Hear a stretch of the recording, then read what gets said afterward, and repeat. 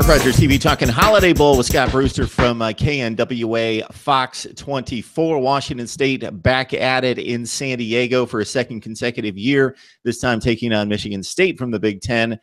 And Scott, your thoughts just initially about your reaction once you knew the matchup and it was announced, the Big Ten coming back out to the West Coast and Washington State it's a nice bowl game and it's got a great reputation. They say that they treat the players, the coaches, and everyone involved to a first-rate status. But some people don't like going back to the same game in consecutive seasons. So just your reaction to the Washington State entry into the Holiday Bowl.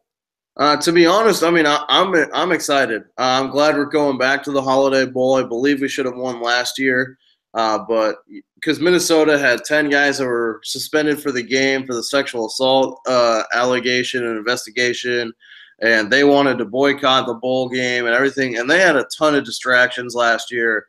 And for us to come out to San Diego and not play very well was very disappointing. So I'm glad we have another stab at the Holiday Bowl. Michigan State's a heck of an opponent. I think we match up really well. I mean, just looking at these guys statistically, I mean, they're very close in a lot of statistical categories. I mean, if you just look at I mean, the thing is we allow a lot of yards rushing on defense, and they rush for a lot of yards. And the thing is they don't really allow that many passing yards on defense, but we pass for close to 375 a game. So, I mean, it's going to be interesting to see. And Hercules Matafa is also suspended for the first half of this game because of his targeting hit he had on Jake Browning in the Apple Cup. So that'll be interesting to see how that plays into it. I think this is going to be a very close game, and I wouldn't be surprised if it comes down to a last-second field goal or a Hail Mary touchdown. So without having the stats right in front of me here with my computer down, Michigan State. So I saw quite a bit of the Spartans this year.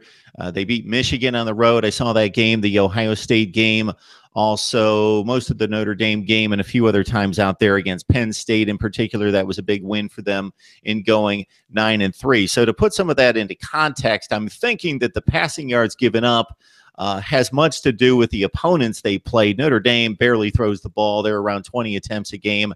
Ohio State didn't have to. They just crushed Michigan State 35-0 out of the gate in the second quarter. Didn't have to put it up. And the Michigan game was just in a monsoon. So there's three of the best opponents that they played. And those passing numbers for those teams on both sides had to be compromised in those games. So that's my thought there about the passing yards maybe being a little bit compromised in regards to making Michigan State's pass defense look possibly a little bit better than it would be otherwise. Also taking on some run-heavy teams there that I just noted, Ohio State, Notre Dame, and Michigan in particular. In terms of Michigan State, you would think on the surface that this is going to be a carbon copy or something similar to what we saw last year in the Holiday Bowl when Washington State brought what Washington State typically does.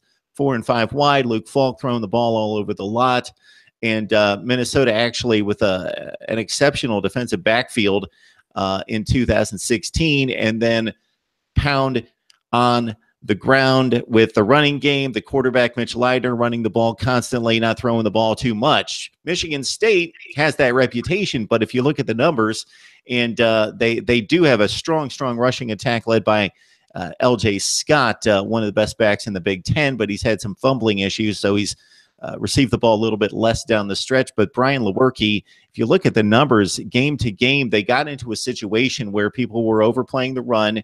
They had some susceptible pass defenses they were playing, and because of game conditions, even with ironically, with bad weather, they took advantage with a pass game, and you'll see 3 of their last games of the season, Northwestern in particular, and a few of the other close games they played against quality opponents. Lewerke was putting the ball up 55 and 60 times. The Penn State win in particular wouldn't be a typical Michigan State, stereotypical Spartan effort, as they threw it about 60 times against Penn State. So they can hit you on the ground. They can hit you through the air. If you look at the matchups, as you mentioned, the rankings, the records, it all speaks to what should be a really good game. Yeah, definitely. No, I agree. The thing that I would point out is Washington State.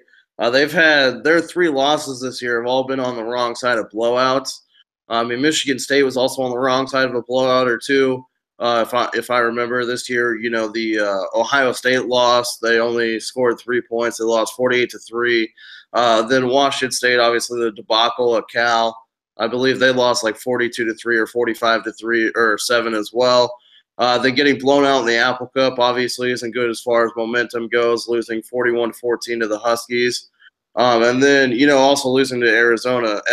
And going back to that, I mean, all of Washington State's losses have been by at least 21 points or more. So it'll be interesting to see with all the outside noise as far as the coaching carousel and things like that. You know, Minnesota was able to handle that really well last year and get the win, even though they were thinking about boycotting the bowl game. It'll be interesting to see if Washington State can handle all the outside noise with things we talked about earlier, like the two guys leaving the team and things like that, to see if they can block out the noise and get the win against Michigan State, which I think is going to be a very competitive game till the end, like I've been saying.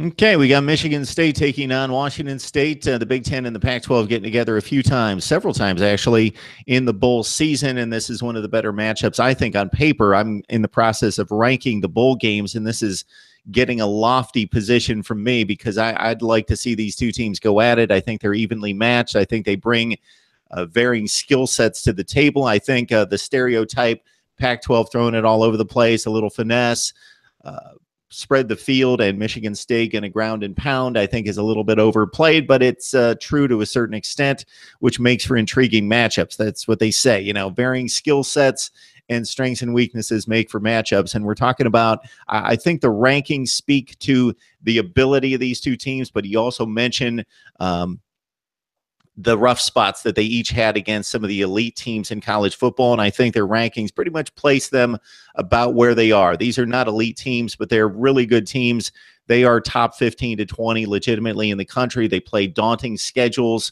Washington State having to deal with the two other teams in the North Division, plus a big win against USC. Boise State proving to be a really good team out of conference, and then picking up a late win there. Michigan State having to deal with Ohio State, Michigan, Penn State, and Notre Dame in particular. So they've been tested, both of these teams, and they've stepped up to the challenge at times, and other times they have proven not capable to keep up with the likes of those kind of teams. So, Scott, we appreciate you breaking down Washington State for us, and maybe we can catch up with you soon.